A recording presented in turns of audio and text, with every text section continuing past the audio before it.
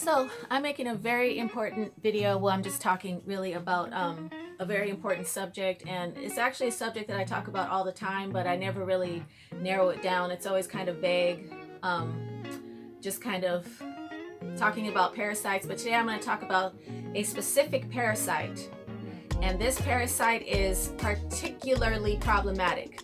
It's called a fluke. So I'm going to be reading from Dr. Clark's books.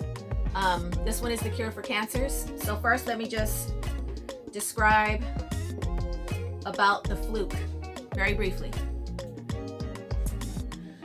A small number of intestinal flukes live in the intestine, and these may not give you noticeable symptoms. Everybody has flukes. If you have flukes in your liver, there's liver flukes in the liver and pancreas, and there's intestinal flukes in the intestine. And these flukes, I don't even know if I need to read all this because I kind of already know it, but these flukes, they get washed out with your elimination. So let's just say, like, you have flukes in your body, normally in your intestine, sometimes in your liver, but your liver is kind of a part of your intestine in a way because it's kind of connected to it and stuff, and so is your pancreas. So when your pancreas and your liver have flukes in them, they just kind of break those flukes down and send those flukes traveling on down into the intestine and out through the BM. And after that happens, then that goes down the toilet drain into the environment out there, and other animals pick up those flukes and those eggs, and those flukes grow inside those other animals' bodies, and that's normal. That's how things are. We have our own pathogens, and when our pathogens are in us, we usually don't get sick from them, except for under particular conditions, and I'm going to tell you what that is. And then animals have their own pathogens, and they don't usually get sick from their own pathogens either, but we get sick from their pathogens, like when we eat foods that are not fully cooked or just not clean enough or not sterile enough. So they hatch and go through various stages of development outdoors and in other animals. But if you become the total host, so that various stages are developing in your organs, you have what I term fluke disease. I have found, and this doctor, by the way, she's an absolute genius, Dr. Clark, God bless her. She has saved so many lives. She has saved so many lives. All the diseases that we have are man-made diseases, all of them. And they all have a cure, and it's all the same cure. So whenever you see anything on this channel about diseases or something, I can guarantee you that you can pretty much cure any disease. It is an overhaul, so I don't say that lightly, because it's not something to be taken lightly. It's a very serious pursuit. So, but if you become the host to the various stages that are developing in your organs, then you have fluke disease. I have found that cancer, HIV, diabetes, endometriosis, Hodgkin's disease, Alzheimer's disease, lupus, which is why I'm making this video, because a good friend of mine's cousin, who's just a little squirt, she's just a cute little thing, has lupus. So she's probably having rashes and muscle weakness and tiredness and stuff like that. And that's all because she has flukes in her liver. And those flukes are disabling her liver so that she cannot detoxify all the junk food that she's eating. Okay, lupus, MS, and universal allergy syndrome are all examples of fluke disease. So that pretty much covers the gamut, doesn't it?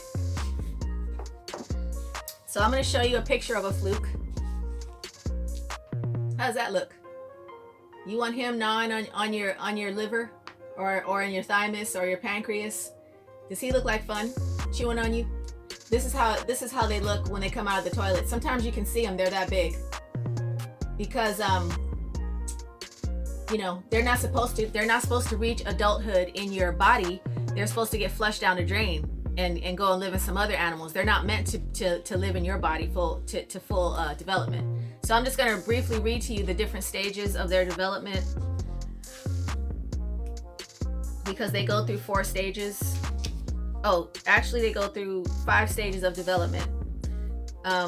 So they have the metacesaria, cesaria, redia, meracedia, eggs, and adult.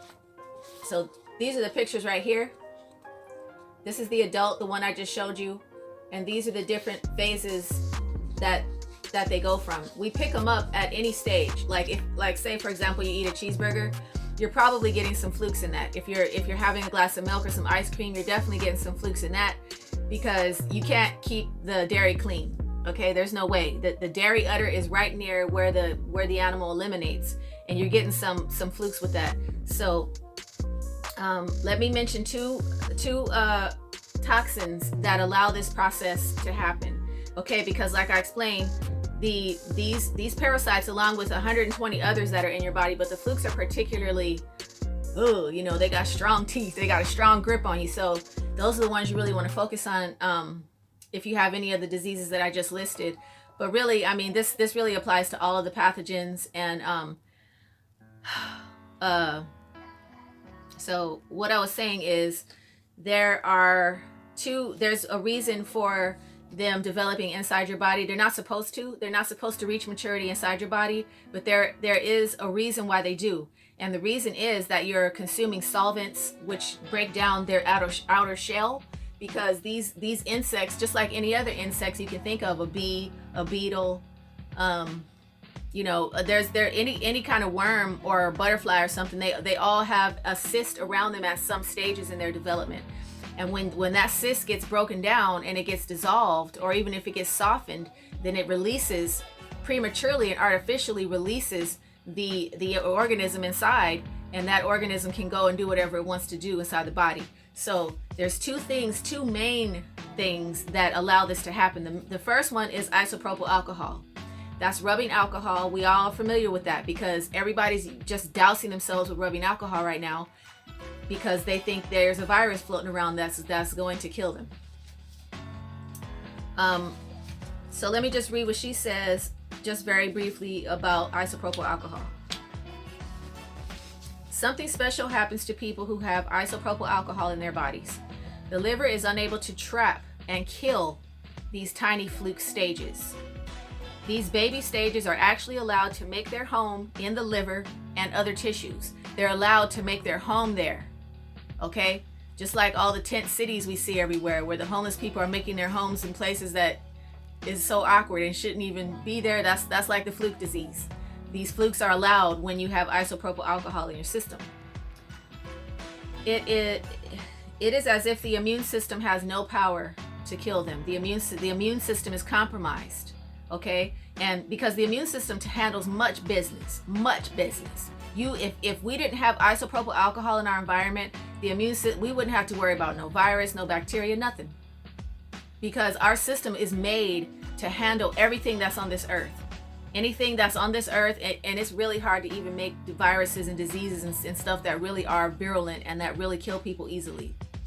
But I'm not going to go off on that tangent, which I would love to do, but nah.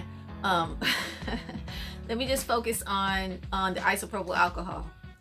So the Flukes begin to multiply in people with isopropyl alcohol in their bodies. The myocardia, the hatchlings, start to make little balls inside themselves called radia. But each radia ball is alive. It pops itself out of the myocardia and begins to reproduce itself. 40 radia can each make 40 more radia. And all of this out of one egg. This parasite is laying eggs and producing millions of radia right in your body. In your cervix, which is where you would get cervical cancer from. In your lungs, which will cause you lung cancer. Wherever your cancer is growing. Oh, right. These radia are swept along in your blood, landing in whatever tissue lets them in. And the tissues that let them in are the weak tissues and the weak organs in your body. And that's depending on your lifestyle.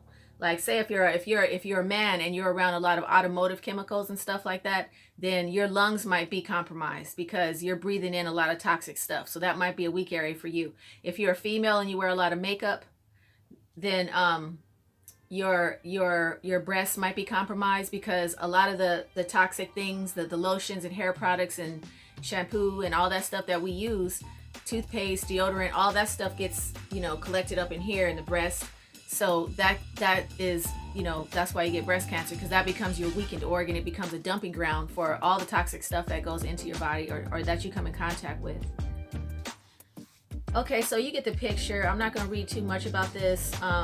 This is an absolutely magnificent study that I highly recommend to anybody.